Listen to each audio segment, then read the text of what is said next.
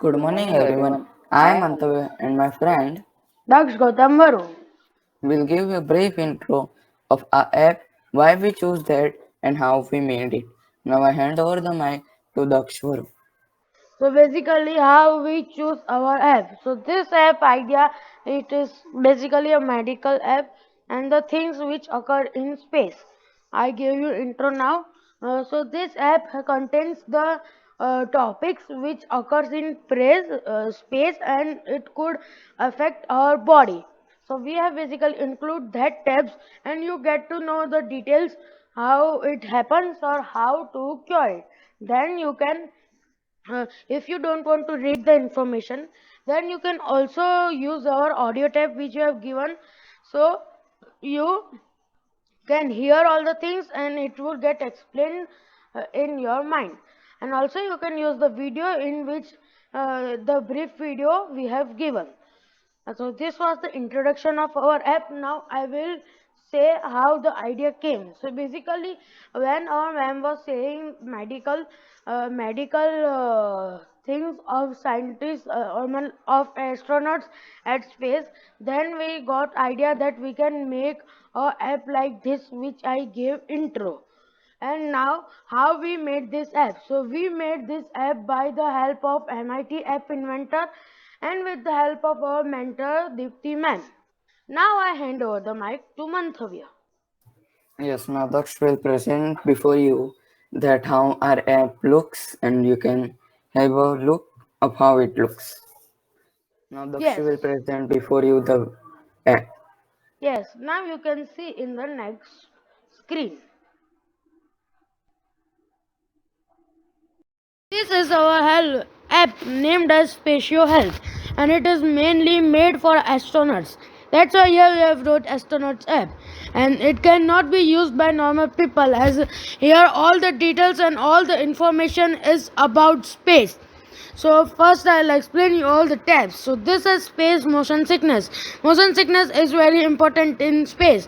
That's why we have given this tab and you can see all the details from this. The second tab is sleep quality on space. Sleep is very important in human body. So how much amount of sleep you get in space and the information you can see on this tab. The third one is eye hand coordination. Eye hand coordination is also very important in space. So we have kept this. And the fourth one is our effect of muscle. Effect of muscle is also very important as in the space has no gravity, so you would get to know what effects on muscle it would be. And the last one is blood volume changes. The blood also changes in space, so you'll get to know how it changes and what is the thing of it. So now let's start with the first step. So this is our first step. What is space motion sickness? So this is our information and you can hear the audio which I am playing. The most popular explanation for motion sickness is the sensory conflict theory.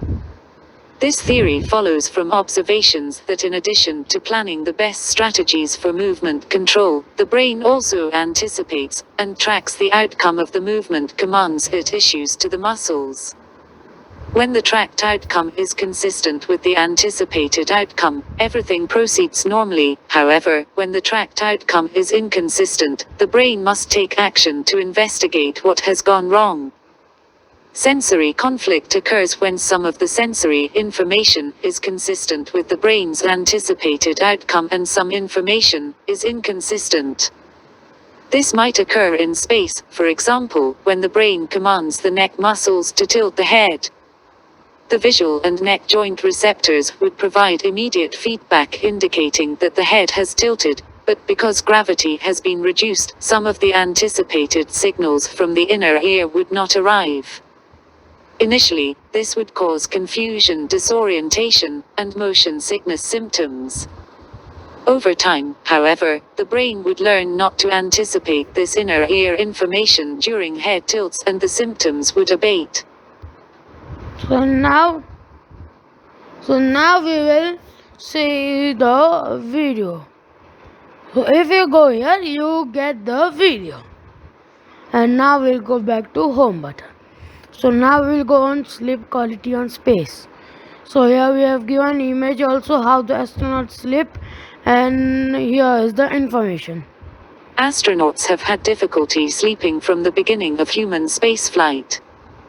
Nearly all Apollo crews reported being tired on launch day, and many gave accounts of sleep disruption throughout the missions, including some reporting continuous sleep periods lasting no more than 3 hours. Obtaining adequate sleep was also a serious challenge for many crew members aboard shuttle missions. So this was the audio and this is the video. Now let's come to eye-hand coordination. So this is the eye-hand coordination. Now you can hear it. Catching a ball is easy for most people on Earth. Yet, we don't usually realize how much work our brains do to predict when and where the ball will come down, get our hand to that exact place at the right time, and be sure our fingers grab the ball when it arrives.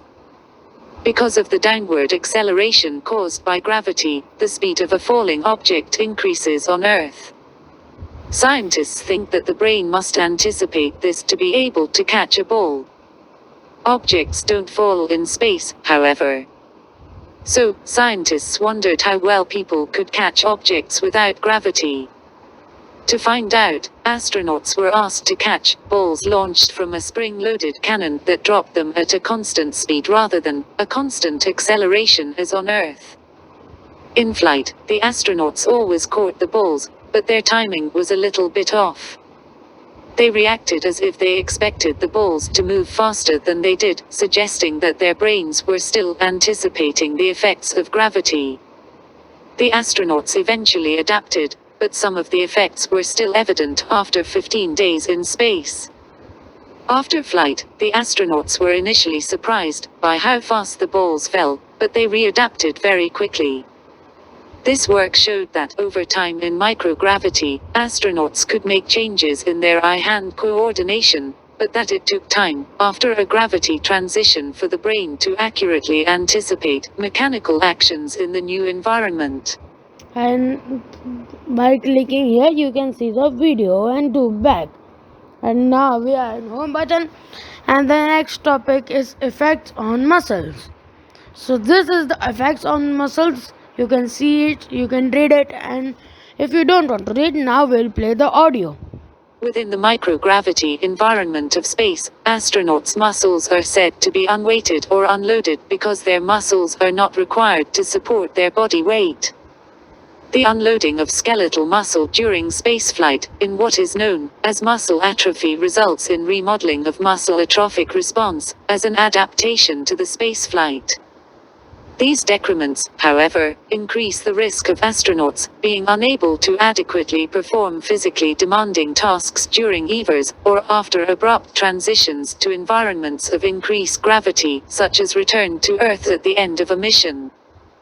A similar condition, termed disuse muscle atrophy, occurs any time muscles are immobilized or not used as the result of a variety of medical conditions, such as wearing a cast or being on bed rest for a long time.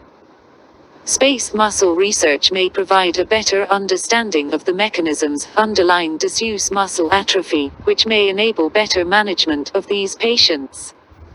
In the US human space program, the only tested in flight preventive treatment for muscle atrophy has been physical exercise. In-flight exercise hardware and protocols varied from mission to mission, somewhat dependent on mission duration, as well as on the internal volume of the spacecraft. Collective knowledge gained from these shuttle missions aided in the evolution of exercise hardware and protocols to prevent spaceflight, induce muscle atrophy, and the concomitant deficits in skeletal muscle function. So this is the effects on muscles. And now let's go to home tab, and the last is blood volume changes. This is very long, so you can hear it carefully, and it does not have all the information as the screen is small. But if you hear the audio, you will get all the information. That's why we have kept the audio information mainly.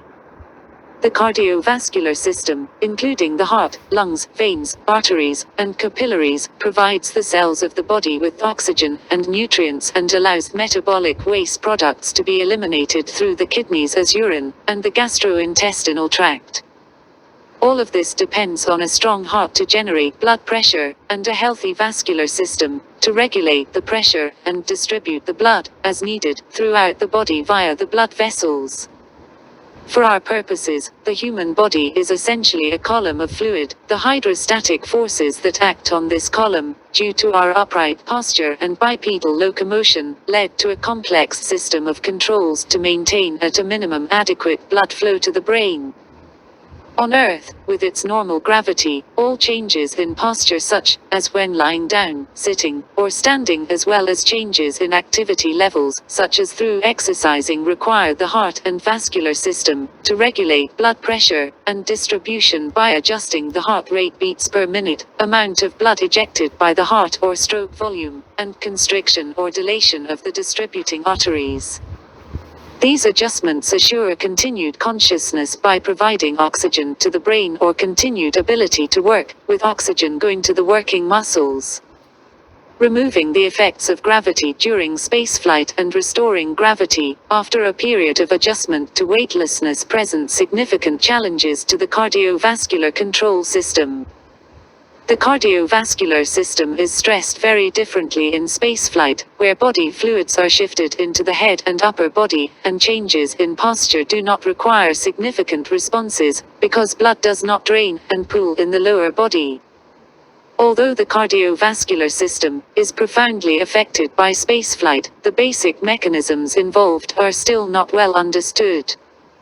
During the shuttle era, flight-related cardiovascular research focused on topics that could benefit the safety and well-being of crew members, while also revealing the mechanisms underlying the systemic adjustments to spaceflight. NASA researchers studied the immediate responses to the effects of weightlessness during space shuttle flights and the well-developed systemic adjustments that followed days and weeks of exposure. Most such research related to the loss of orthostatic tolerance after even brief flights and to the development of potentially detrimental disturbances in cardiac rhythm during longer flights. Scientists also evaluated the usefulness of several interventions such as exercise, fluid ingestion, and landing day gravity suits G-suits in protecting the astronauts' capacities for piloting the orbiter and unpowered 100-ton glider safely to a pinpoint landing, and especially for making an unaided evacuation from the orbiter if it landed at an alternate site in an emergency. So this was the information about blood volume, and this was our app which has the main topics which occurs in space and which can help astronauts to solve there and understand that what problem they have got, and if they are going from Earth to space, they can read our app, they can go through our app and get all the details that what would they do if these things happen to them and how will they cure.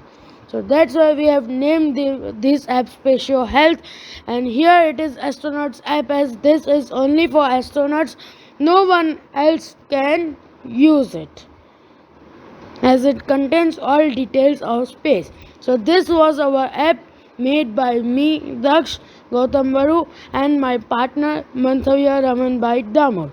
So thank you.